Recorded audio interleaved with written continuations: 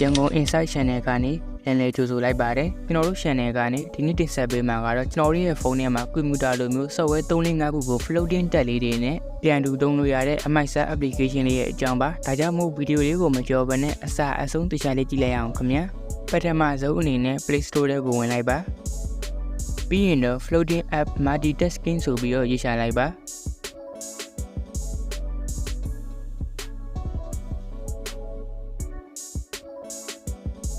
ပြီးရင်တော့ဒီအပေါ်ဆုံးမှာရှိတဲ့ floating app ဆိုတဲ့ဟာလေးကိုနှိပ်ပေးလိုက်ပါမယ်ဒီအောက်မှာဆိုရင်တော့ဒီ software လေးရဲ့ကြော်ညာပုံလေးတွေကိုပြပေးထားပါတယ်ဒီမှာဆိုရင်တော့ computer 3လိုမျိုးကိုယ့်ရဲ့ software 3လေးကိုတစ်ခါနဲ့သုံးလို့ရတာကိုပြပေးထားပါတယ်နောက်မှာဆိုရင်လည်းဒီ floating တက်လေးတွေကိုမသုံးချင်တော့တဲ့အခါသူ့ရဲ့နောက်မှာရှိတဲ့ကြက်ရှည်ကလေးတွေကိုနှိပ်ပြီးတော့ဖြောက်ရတာကအစားအသေးသေးပြပေးထားပါတယ်ဒီတော့ဒီကောင်လေးကိုစမ်းပြီးတော့ download ဆွဲကြည့်လိုက်ပါမယ်download ဆွဲပြီးသွားရင်တော့အဲ့ဒီထဲကိုဝင်ပေးလိုက်ပါပြီးရင်တော့ခဏဆောင်ပေးလိုက်ပါဒီမှာဆိုရင်လည်းအသုံးပြုပုံလေးတွေပြပေးထားပါတယ်ဒီတော့အောက်မှာရှိတဲ့မြားလေးကိုနေပြီးတော့ကြော်လိုက်ပါမယ်ပြီးရင်တော့ storage permission ပေးဖို့အတွက်ဒီအပေါ်မှာရှိတဲ့ current now ဆိုတာလေးကိုနှိပ်ပေးလိုက်ပါပြီးရင်တော့အောက်မှာပေါ်လာတဲ့ around all the time ဆိုတာလေးကိုနှိပ်ပေးလိုက်ပါပြီးရင်တော့တခြား application တွေအပေါ်မှာ floating window အနေနဲ့ပေါ်အောင်လုပ်ဖို့အတွက်အဲ့ဒီအောက်မှာရှိတဲ့ enable now ဆိုတာလေးကိုနှိပ်ပေးလိုက်ပါပြီးရင်တော့အပေါ်မှာရှိတဲ့ display over other apps ဆိုတဲ့ဟာလေးကိုဖွင့်ပေးလိုက်ပါပြီးရင်တော့ဒီချက်ကနေပြီးတော့ပြန်ထွက်ပေးလိုက်ပါဒါဆိုရင်တော့ permission တွေအကုန်ဖွင့်ပြီးသွားပါပြီပြီးရင်တော့အဲ့ဒီအောက်မှာရှိတဲ့မြားလေးကိုနှိပ်ပေးလိုက်ပါဒါဆိုရင်တော့စပြီးတော့သုံးလို့ရပါပြီအဲ့ဒီအောက်မှာရှိတဲ့ close ဆိုတာလေးကိုနှိပ်ပေးလိုက်ပါပြီးရင်တော့စပြီးတော့သုံးဖို့အတွက်အပြင်ကိုထွက်လိုက်ပါ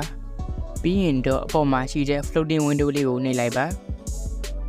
ဒီမှာဆိုရင်တော့ကျွန်တော်ရဲ့ဖုန်းထဲမှာရှိတဲ့ application တွေကနေပြီးတော့မှဒီ floating window အနေနဲ့သုံးလို့ရမယ့် application တွေကိုရွေးပြီးတော့ပြပေးထားပါတယ်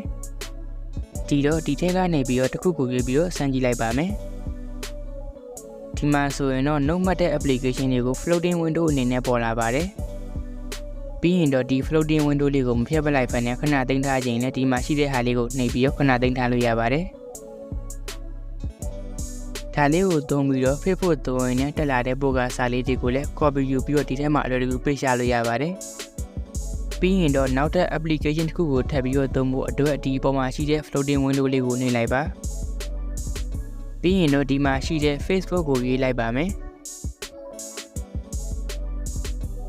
ဒီမှာပေါ်လာတဲ့ Facebook က website ပိုင်းချင်းဖြစ်တာကြောင့်မလို့ကျွန်တော်က internet ပိတ်ထားတဲ့အတွက်ဘာမှပေါ်မှာမဟုတ်ပါဘူးဒီတော့ Facebook သုံးကြရင်တော့ internet ဖွင့်ပြီးတော့သုံးလို့ရပါတယ်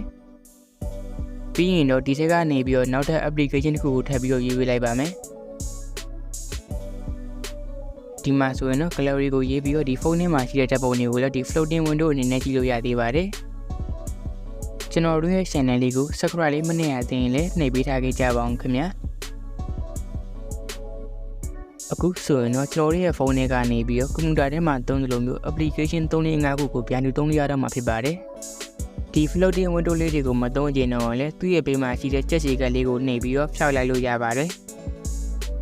ဒီတော့ဒီအကြောင်းအလေးနဲ့ပတ်သက်ပြီးတော့မရှင်းနိုင်ရှင်ဖြစ်ဖြစ်နောက်ထပ်သိချင်တဲ့အကြောင်းအလေးပဲရှင်ဖြစ်ဖြစ်ကျွန်တော်ရဲ့ comment လေးထဲမှာရေးပေးခဲ့လို့ရပါတယ်နောက်နေ့ဒီမှာလည်းလူမျိုးအသုံးဝင်တဲ့ဗီဒီယိုတွေကိုနေ့စဉ်တင်ဆက်ပေးနေအောင်ပါမို့ကျွန်တော်တို့ရဲ့ channel လေးကို subscribe လေးမရသေးလို့ရှိရင်လည်းနှိပ်ပေးထားခဲ့ကြပါအောင်ခင်ဗျာ